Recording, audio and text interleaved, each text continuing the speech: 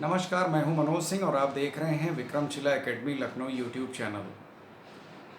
कल मानसून सत्र के पहले ही दिन एक बड़ी घटना हुई और हमारे उपराष्ट्रपति जगदीप धनखड़ ने स्वास्थ्य कारणों से इस्तीफा सौंप दिया महामहिम राष्ट्रपति द्रौपदी मुर्मू जी को।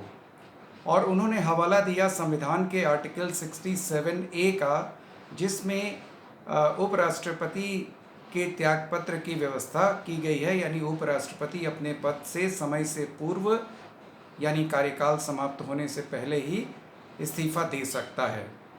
हालांकि अभी जगदीप धनखड़ जी का कार्यकाल बचा हुआ था। वे अगस्त 2022 में उपराष्ट्रपति निर्वाचित हुए थे और 5 साल का उनका कार्यकाल 2027 में समाप्त होना था, लेकिन 2 साल पहले ही उन्होंने इस्तीफा दे दिया। और अपना जो इस्तीफा उन्होंने राष्ट्रपति महोदया को सौंपा, उसमें स्वास्थ्य कारणों और अपने स्वास्थ्य पर ध्यान देने के लिए इस्तीफे का कारण उन्होंने लिखा। हालांकि उनका स्वास्थ्य पिछले कुछ दिनों से गड़बड़ चल रहा था, उनकी एंजियोप्लास्टी भी हुई थी, लेकिन मुख्य कारण ये नहीं है और तमाम तरह के कयास लगाए जा रहे हैं। जिस तरीके से जगदीप धनखड़ जी का उपराष्ट्रपति पद का जो कार्यकाल था, वो उनके टकराव जो मुख्य रूप से राज्यसभा में विपक्षी दलों के साथ जो उनका टकराव होता था, और उस टकराव के जो आरोप सत्ता पक्ष पर लगते थे कि शायद सत्ता पक्ष के प्रेरित करने पर ही वे विपक्ष के साथ इस प्रकार का व्यवहार करते हैं, और कई बार तो उपराष्ट्रपति पद की गरिमा तक को चोट पहुंची। खैर, अब कारण जो भी हो, वो तो पूर्व उपराष्ट्रपति जगदीप धनखड़ ही जानते होंगे। उनका शुरुआती जो जीवन है, राजस्थान के रहने वाले हैं। झुंझुनू से उन्होंने अपनी राजनीतिक पारी शुरू करी। एक अच्छे वकील थे, सुप्रीम कोर्ट में उन्होंने वकालत करी। उसके बाद विधायक, सांसद और चंद्रशेखर सरकार में वे मंत्री भी रहे, राज्य मंत्री का पदभार भी उन्होंने संभाला। और उपराष्ट्रपति बनने से पहले वे पश्चिमी बंगाल के राज्यपाल भी थे, और पश्चिमी बंगाल में भी उनके और ममता बनर्जी के बीच विवाद आम हो चला था, क्योंकि वे टीका टिप्पणी करने से या गलत चीज़ों को जल्दी बर्दाश्त जगदीप धनखड़ जी नहीं करते थे। तो ये एक महत्वपूर्ण खबर। अब सवाल ये उठता है कि अब इस उत्पन्न स्थिति में आगे क्या होगा, कौन उपराष्ट्रपति बनेगा, या जब तक उपराष्ट्रपति का चुनाव नहीं होता है तब तक जगदीप धनखड़ जी की जगह उपराष्ट्रपति के पद पर कौन रहेगा, चुनाव की प्रक्रिया क्या होती है, इन सारी चीज़ों पर हम इस वीडियो में आज चर्चा करेंगे। तो जो उपराष्ट्रपति का चुनाव होता है, उसकी व्यवस्था भारतीय संविधान के आर्टिकल 63 से 71 में दी गई है, और उपराष्ट्रपति चुनाव नियमावली 1974 के तहत उपराष्ट्रपति का चुनाव होता है। अब सवाल ये उठता है कि कितने दिनों के अंदर उपराष्ट्रपति का चुनाव हो जाना चाहिए।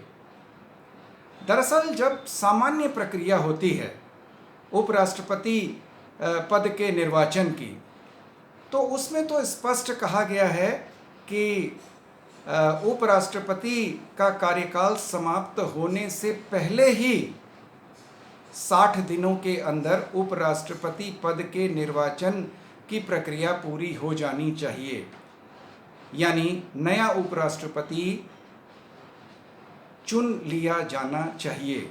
लेकिन जो ये इस्तीफे के कारण या निधन के कारण या पद से हटाए जाने के कारण अगर उपराष्ट्रपति का पद खाली हुआ है, तो उसमें संविधान मौन है।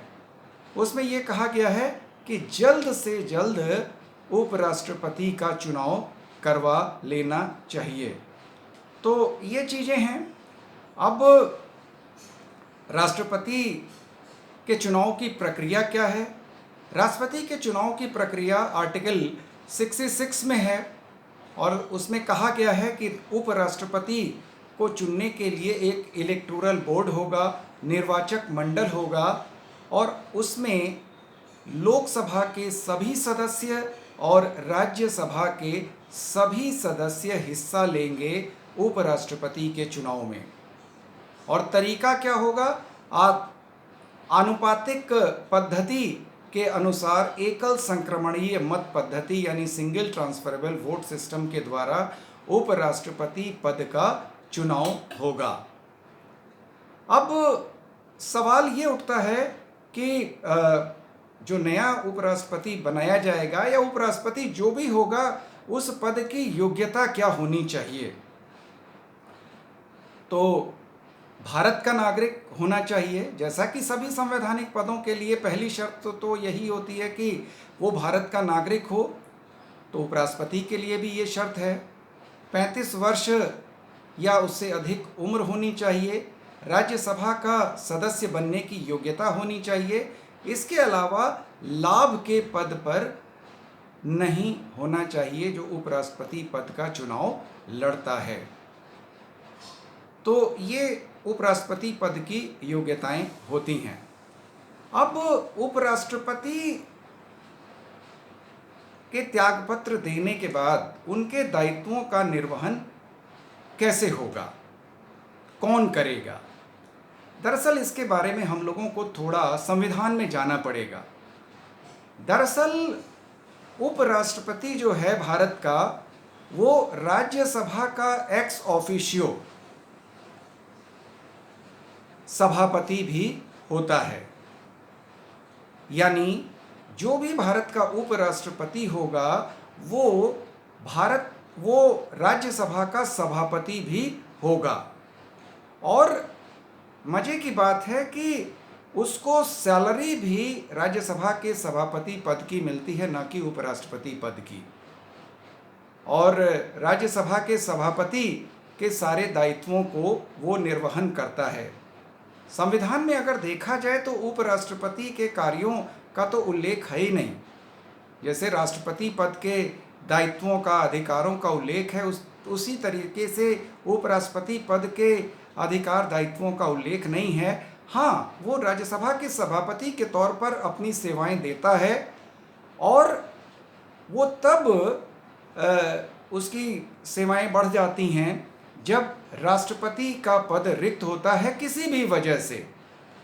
तब उपराष्ट्रपति राष्ट्रपति पद की शपथ लेता है और एक कार्यकारी राष्ट्रपति की भूमिका के तहत वो राष्ट्रपति पद के अधिकारों का प्रयोग करता है और दायित्वों का निर्वहन करता है। तो जगदीप धनखड़ जी के उपराष्ट्रपति पद के त्यागपत्र देने के बाद ऐसा कोई विशेष संवैधानिक संकट नहीं आएगा, क्योंकि उपराष्ट्रपति वैसे भी राज्यसभा के सभापति पद का निर्वहन करता है और इसके अलावा एक उपसभापति हरिवंश राय जी हैं, वो होते ही हैं। तो राज्यसभा का जो कार्यवाही है वो तो चलती रहेगी, लेकिन एक जो चुनावी प्रक्रिया है, अब निर्वाचन आयोग को जल्द से जल्द भारत के नए उपराष्ट्रपति का चुनाव कराना होगा, जिसकी समय सीमा तो फिलहाल नहीं दी गई है। सिर्फ शब्द यही इस्तेमाल किया गया है कि जल्द से जल्द।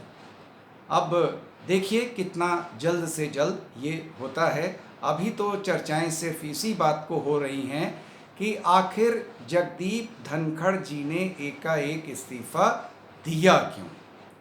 तो आज के इस वीडियो में बस इतना ही। अगले वीडियो में हम लोग किसी नए मुद्दे पर चर्चा करेंगे। आपसे अनुरोध है कि Vikramshila academy Lucknow YouTube channel को आप अधिक से अधिक सब्सक्राइब करें, लाइक करें और शेयर करें। और हाँ, उपराष्ट्रपति जी जगदीप धनखड़ जी के त्यागपत्र पर अगर आपके कोई विचार हैं तो आप कमेंट पर ज़रूर लिखिएगा।